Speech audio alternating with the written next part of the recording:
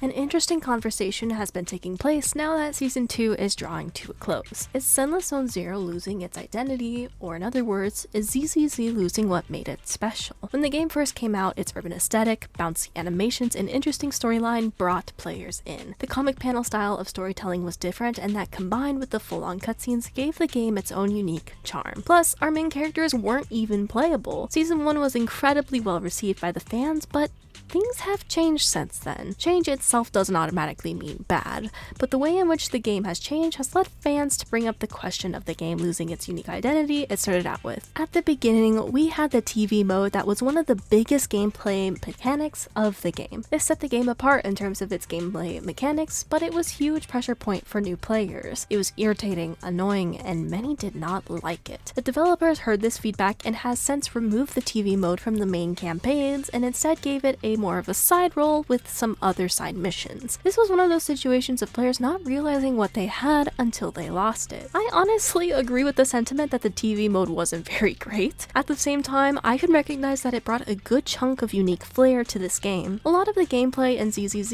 is pretty similar to other hoyoverse titles. Yes, we have different elements, agent specialties, etc., but the general formula remains. You have the Archon equivalent in Void Hunters that, as of writing, one new one comes out every year. You have a team of 3 instead of a team of 4 to play with, and the combat is similar to Genshin with its reactions and switching of units. I remember a lot of players thinking that ZZZ would have a more complex combat system during the beta, but it turned out it was pretty straightforward. This is part of the reason why having our main character, the proxy, not being playable was interesting. This was different from the other 2 big hoyoverse titles, and I'm curious to see if it will remain that way. And we can't forget the similarities in its gacha units, release schedule, and grind. Just like Honkai Star Rail, we have gotten 2 new S-rank agents or 5-star characters every single patch, which can be difficult to keep up with. While thankfully the grind in Zenless Zone Zero is a lot less annoying than the other 2 games, we still have the similar build system where you need to grind for character level ups, ascension materials, weapon materials, skills, and drive discs, aka artifacts. With so many of the gameplay being borrowed from previous titles, it's important that ZZZ tried to create its own unique identity in other ways, and that disaster of the menu UI was not a good way to go about it. I'm glad the developers have tried over time to make their UI easier to understand, because let me tell you, I felt like I was flipping over dozens of menus until I got to the screen that I actually wanted. If you don't want story spoilers, please skip this next part. Personally, I love watching shows or playing games for their story. That is what caught me off guard with Zenless Zone Zero. I was under the impression it would be a combat-oriented title, so when it had a story that genuinely hooked me in, I didn't expect it. Firstly, there was a strong setting from the get-go. New Eridu, the last remaining large city on this planet, as the rest of it has been abandoned and swallowed into various hollows. We're introduced to the game with the silly ragtag group of Nicole, Anby, and Billy as they nabbed up a precious item, an item that would change the course of the proxy's life, in Fairy, their new AI assistant. This is where the interesting idea of having our main characters not be playable. They're the ones that lead others through the hollows, and they're even considered to be criminals in this world. Having the main character play more of a supporting role, but you, the actual player, getting to interact with the combat and its agents was so different, and I loved it. I enjoyed seeing Belle and Wise provide support from the HDD system at home while piloting EOS. If you've been keeping up with Season 2, you'll probably have a good idea where I'm going with this. The proxy, while they have great navigational skills, are a liability in the hollow. If something happens to EOS, their connection gets disrupted. This was an interesting conflict until one of the proxy themselves gets an upgrade and can now navigate the hollows in person. I'm not against the proxies growing to the point of being able to enter the hollow or even being strong enough to learn some basic self-defense. I think they should grow over the course of the story.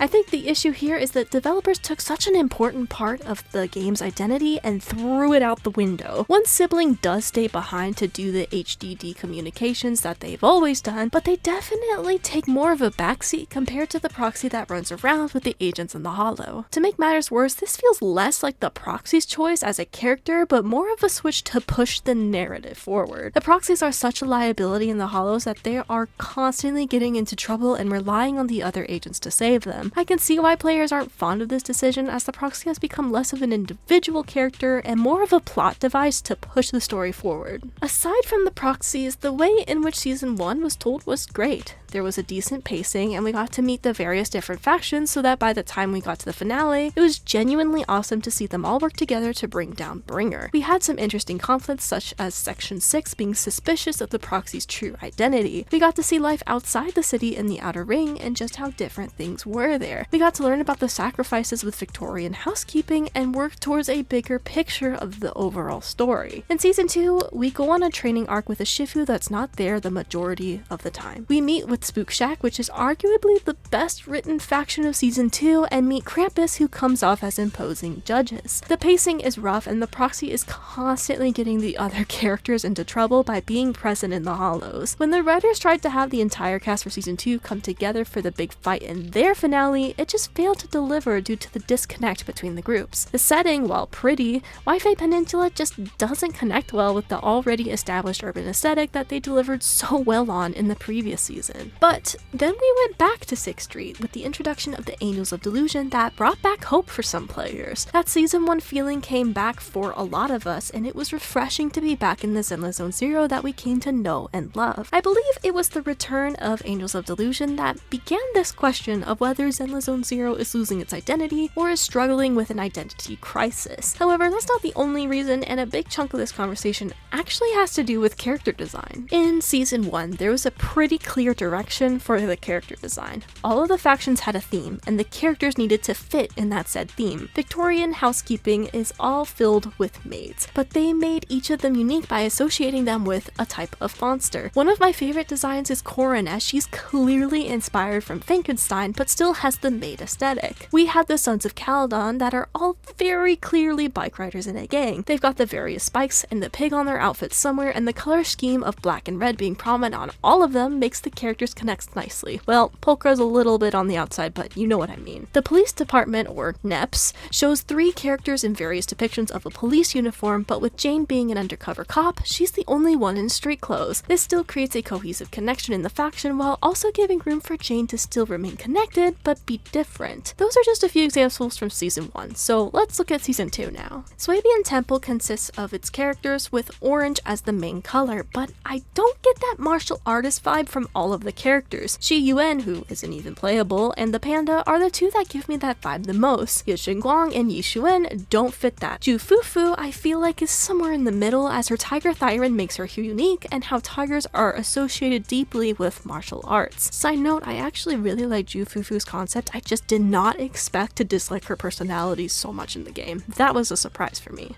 Spook Shack has a strong identity in students with its first 3 characters of Manato, Alice, and Yuzuha. I like that Alice wasn't originally part of the Spook Shack until the story, only to then disjoint it with the introduction of Lucia and Yidhari, who are wearing a similar cut outfit to each other. I get that Spook Shack is supposed to be a random collection of characters who got together online from the same forum, but it feels odd when you have such a strong conceptual start only to throw it out the window with the last 2 units. I honestly think the personalities of Lucia and Yidhari aren't the problem, but rather their designs being uninspired and boring. I made a video about this a while back about if ZZZ is falling into a design trope, and while that video is older now, it's a quick one if you want to give that a watch after this one. Lastly, we have Krampus, and to me, they struggle to meet that judge criteria. Many people refer to the cast as a pink labubu, a robot, and a phone. As of writing, we've also been teased with the newest Krampus judge, who without her cloak is not wearing much clothes underneath. I actually had to look up their specific roles of these judges in Krampus, and it turns out each of them have their own unique position, and they're not all judges like I initially thought. Zhao is the supervisor, Dialin is the customer service representative,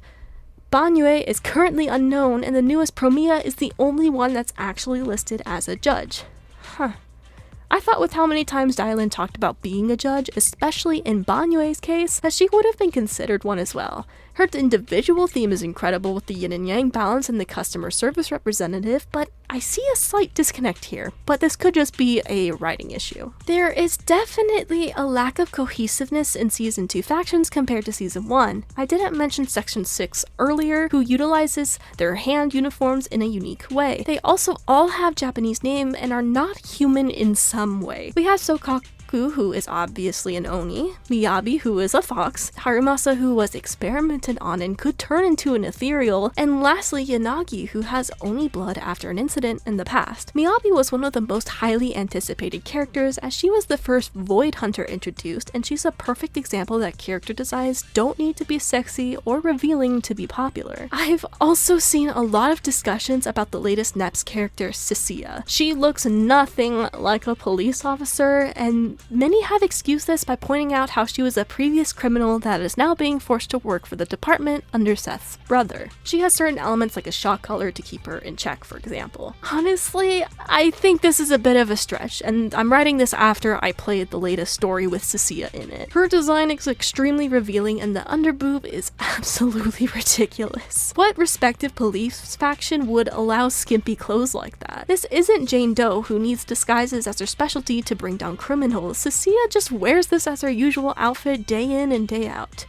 However, design aside, I will say I do love her animations. They are incredible and they definitely scream Snake. We've gone over quite a bit of different sections now. Gameplay, character design, setting, and its story are all ways a game can develop a unique identity. The game was incredibly successful in doing so with its first season, so the second season had some big shoes to fill. So, is Zenless Zone Zero losing its identity? I actually don't think so. Its animations are still over the top and exaggerated just like before. While I wasn't a huge fan of Season 2's story, they still told it using comic panels and cutscenes. The game also continued to progress its main plot forward as the proxy learns more about their teacher and their struggling eye implants. There's still factions, and we're getting additions to older factions even if the designs aren't my personal favorite these days. Perhaps we should consider instead if ZZZ's identity is evolving into something new rather than being lost entirely. I think we will get a more concrete answer to this in Season 3. Depending on where the developers take ZZZ will tell us if it's becoming another generic anime gacha game or if it's still got a grasp on what made it so special. As always with these types of videos, they are my opinion, and I encourage you to tell me what you think in the comments as long as you remain respectful. I really do love ZZZ, and I hope Season 2 was just a bump in the road. Hoyoverse titles do have a commonality in that they all struggle to deliver in their second year. Thank you so much for watching, and if you enjoyed, please leave a like or consider subscribing. I have talked about ZZZ in the past if you want to watch more content about it. Anyway, I hope to see you in the next one.